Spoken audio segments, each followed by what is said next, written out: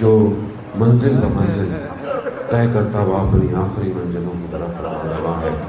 آپ نے بھی بڑی تکلیفیں کی، آپ بھی پہلی محرم سے آئے بیٹھے ہیں، کہیں نہ کہیں کوئی نہ کوئی گریہ کر رہے ہیں۔ 9 محرم 10 محرم تک انسان بڑی طاقت لگاتا ہے، 10 محرم کو تھک جاتا ہے، آرام کرتا ہے، کہتا ہے جی بڑی مجلسیں کی میں نے، 8 کو 9 کو 10 کو بڑا جلوس کیا، بڑا ماتم کیا، بڑی سبیلیں لگائی۔ آدمی 10 کو رات کو آ کے تھکتا ہے، مگر سلام ہو جن کا سفر ہی 10 کی بات شروع ہوا، جن کا سفر ہی 10 کے بعد شروع ہوا، وہاں آرام، یہاں تو پھر آرام آیا، وہاں تو اب بے آرامیاں ہیں۔ ہاں ہم تو پھر آرام کر گئے، وہاں تو نہیں آرام، وہاں تو جو ایک سینے پہ سوتی تھی اب سینے پہ نہیں سوئے گی، اب وہ ریت پر یا دشت پہ سوتی ہوئی آگے بڑھے۔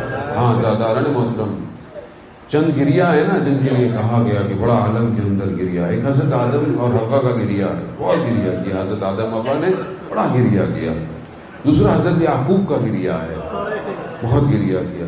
تیسرا جو ہے وہ حضرت فاطمہ کا گریہ ہے، بڑا گریہ کیا بیوی نے بھی،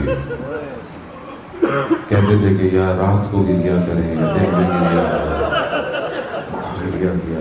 ہاں زیادہ محترم، اور پھر امام سجاد کا گریہ، کہنے والوں نے کہا مولا کیوں اتنا گریہ کرتے ہیں، بس کر دیجئے، اتنے سال ہو گئے، کب تک گریہ کریں گے؟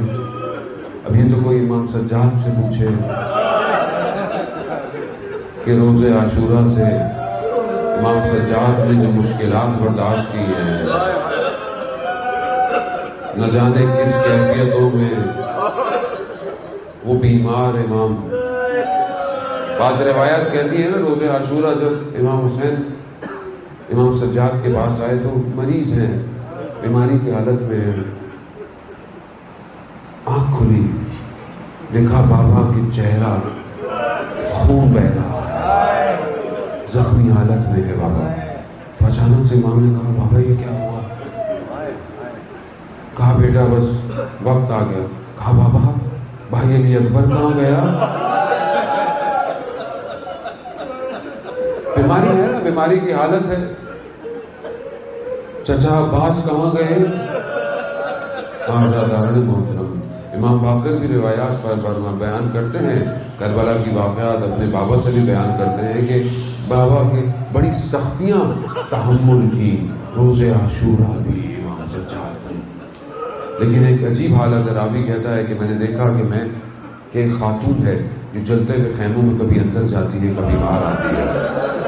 میں نے کہا کہ کوئی قیمتی چیز ہے جو خیمے کے اندر ہے، کوئی اور نہیں تو دیکھا ایک بیمار ہے، اسے بھی باہر لے کر آ رہی ہے۔ حضرت محترم امام کو مصائب آپ سنتے آ رہے ہیں، میں تو بدل تعمیل حکم کرتے ہوئے اپنے آپ کو ثواب میں شامل کرنا چاہتا ہوں۔ امام کو بڑی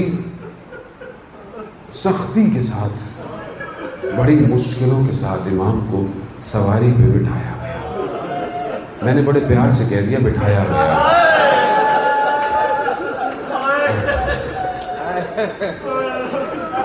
بیمار ہے، بیٹھ نہیں سکتا، کیا کیا؟ ٹانگوں کو بھی رسیوں سے باندھا ہے، بدن کے ساتھ تو آپ جانتے تھے کہ کیا ہوا۔ روایات کہتی ہیں جانور بھی جو تھے وہ سالم نہیں تھے، کیوں؟ کیونکہ ان کے چلنے سے بھی جو گلے کی توقیں بھی ان کے اوپر بھی اثر پڑتا تھا، یعنی گویا ایک ایک قدم امام تکلیفوں میں برداشت کر رہے ہیں، اور یہ تکلیفیں امام برداشت کرتے رہے، اور نہ جانے امام نے کتنی تکلیفیں برداشت کیا۔ ہاں زاداران محترم، جب بھی امام کو واقع کربلا کے بعد جب بستر لگایا جاتا تھا، امام بستر پہ نہیں سوتے، کہتے تھے مولا کے غلام مولا کیوں نہیں بستر پہ سوتے آپ؟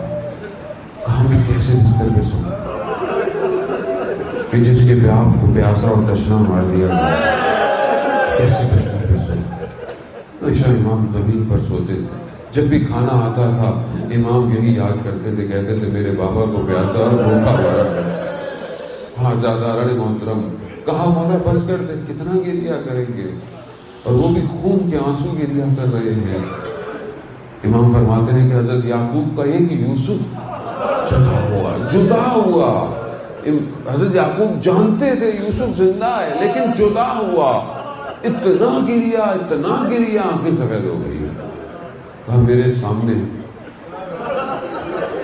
मेरे 18 यूसुफ कुर्बान हो गया, मैं गिरिया ना करूं। कहा मौला कैसी सख्तियां, मौला कौन सा वक्त सख्त था आपके लिए, कौन सी चीज सख्त थी? अली अकबर का गिरना सख्त था? हाँ सख्त है, अली अकबर का गिरना भी सख्त है। हजरत अली असगर के गले पे तीर लगना भी सख्त है।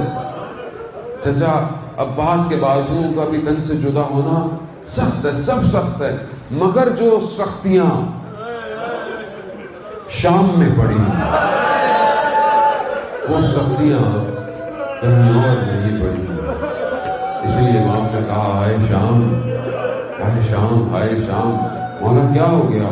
न जाने किस तरह कोई बयान करे कि इंसान अगयार के मजमे में हो, और वो भी अहले बैत के साथ हो, लुटा हुआ कारवां हो, और खड़ा कर दिया जाए बाजार में। कोई आम आदमी गैरतमंद बर्दाश्त नहीं कर सकता, उसके साथ उसके अहलो अयाल हों और बाजार में वो रुक जाएं और लोग उनको देखें। ये तो खानदाने रिसालत थे। यही वजह है ना, वो रावी कहता है मैंने देखा ईद का समा है, मैंने पूछा मामला क्या है? कहा कुछ बागी हैं आए हुए हैं। मैंने पहुंचा, देखा सर नेज़ों पे तो बड़े जाने पहचाने लग रहे थे। मैं पहुंचा, करीब देखा, मैंने कहा मौला ये क्या हो गया? कहा सुहेल ये बता तेरे पास कुछ पैसे है? कहा ये जिनके हाथों में नेज़े हैं इनको दे कि ये थोड़ा आगे चले जाएं, ताकि लोगों की निगाहें जो हैं वो इनके ऊपर पड़े और हमारे सादात के लोग सरों की तरफ मुतवज्जा ना हो। आज़ादारान मोहतरम, बड़ा सख्त था इमाम सज्जाद। इन सख्तियों को बर्दाश्त करते मदीना के अंदर अपनी जिंदगी गुजारते थे। फिर भी इमाम को जहर दिया गया और इमाम ने शहादत को जो है वो जाम को लिया, और फिर इमाम बाकर ने अपने बाबा को गुस्ल और कफन दिया। और जब गुस्ल कफन दिए तो बाज़ ने रिवायत बयान की कि मैंने हज़रत इमाम बाकर से पूछा आपके बाबा की पीठ पर कुछ निशानात थे, ये कैसे निशानात थे?